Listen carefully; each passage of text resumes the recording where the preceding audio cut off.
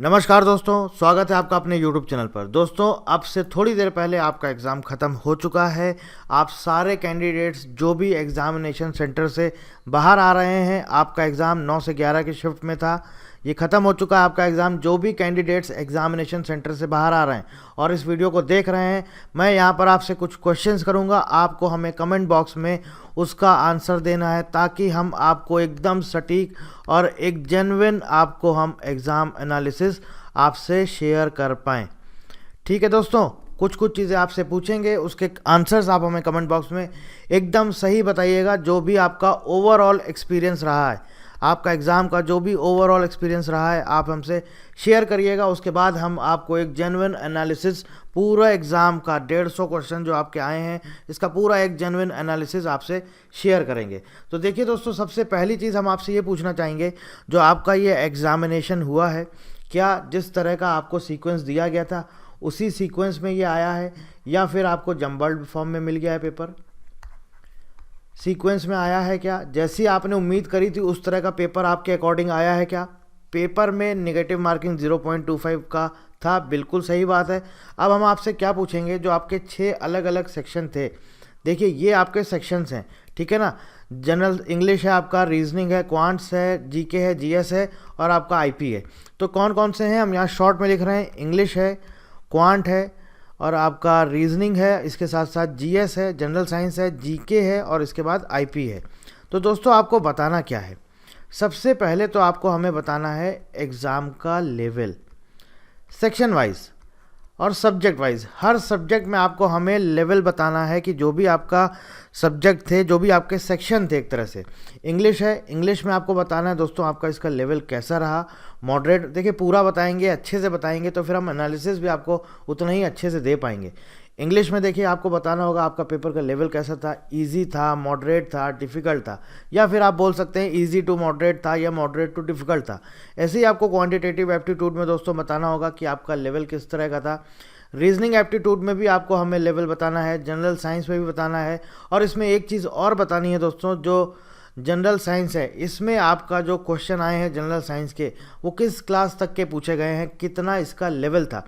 Level आप बता सकते हैं पेपर इजी था, मॉडरेट था, लेकिन क्या आपका 8th क्लास के भी क्वेश्चन थे या फिर और 9th और 10th लेवल का ही आपका इसमें पूछा गया या उससे भी हायर लेवल के क्वेश्चंस पूछे गए हैं, ठीक है।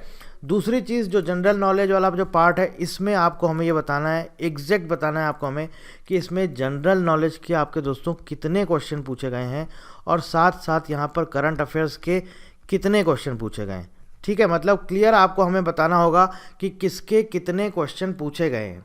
तो ओवरऑल आपको हमें क्या बताना है दोस्तों, जनरल नॉलेज के कितने क्वेश्चन आए हैं और करंट अफेयर्स के कितने क्वेश्चन आए। इसके साथ साथ ये भी बताना है कि करंट अफेयर्स क्या पूरा 2023 का आया है या कितने मंथ का आया है, ठीक है। तो ये हो गया जीके वाला। लेवल बताना है आपको, बताना है करंट अफेयर्स पूछी गई है, कौन से ईयर की पूछी गई, 2023 की, ऑब्वियस है वो पूछी गई होगी, लेकिन ये बताना है कि आपको कितने क्वेश्चन थे करंट अफेयर्स के, कितने जीके।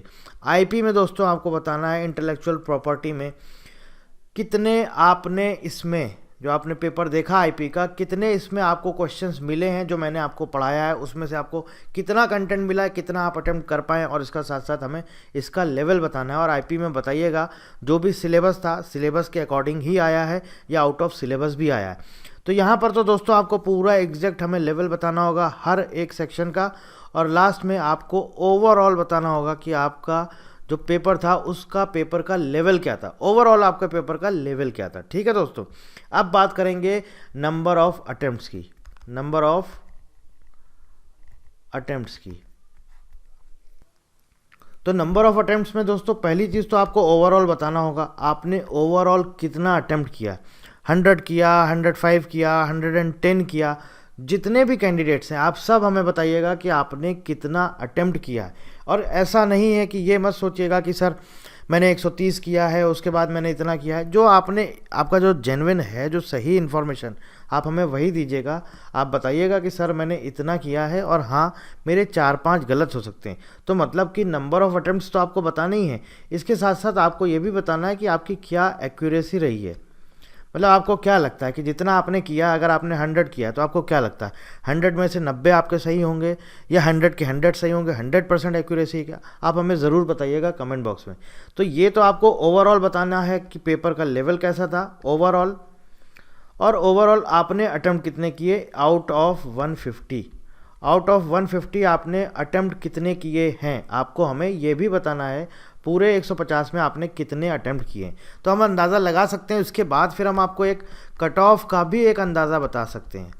ठीक है, अभी यहाँ पर एक चीज़ और इम्पॉर्टेंट है जो ये आप हमें बताएंगे कि आपने कितना अटेम्प्ट किया है। अगर आप अपनी ब्रांच भी हमें बता देंगे तो इसका हमें बहुत बेनिफिट मिलेगा।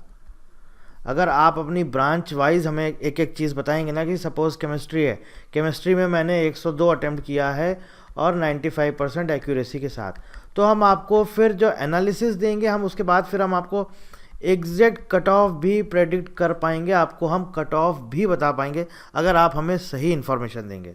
ठीक है, तो ये तो बात हो गई नंबर ऑफ अटेम्प्ट्स की। ओवरऑल की आपको ब्रांच वाइज बताना है तो हम आपको कट ऑफ भी बता पाएंगे। ठीक है, इसके साथ साथ सब्जेक्ट वाइज जो भी आपके सेक्शन थे, चाहे वो इंग्लिश हो, क्वांट्स हो, रीजनिंग हो, जीएस हो, जीके, करंट अफेयर्स हो या फिर आईपीओ, आपको हमें इसमें भी बताना है कि इसमें आपने कितने अटेम्प्ट किए हैं। इंग्लिश में आपने कितने अटेम्प्ट किए हैं, क्वांट्स में कितने किए हैं, रीजनिंग में, अगर आपको याद है तो। अगर है तो अच्छी बात है, आप हमें जेन्युइन इन्फॉर्मेशन दीजिएगा। अगर आपको याद है आप हमें बताइएगा आपने किस किस सेक्शन में कितना कितना अटेम्प्ट किया। अगर नहीं याद है, आपको टोटल याद है, तो आप हमें सिर्फ टोटल का ही बता दीजिएगा, लेकिन कोशिश करिएगा दोस्तों ब्रांच ज़रूर बताइएगा।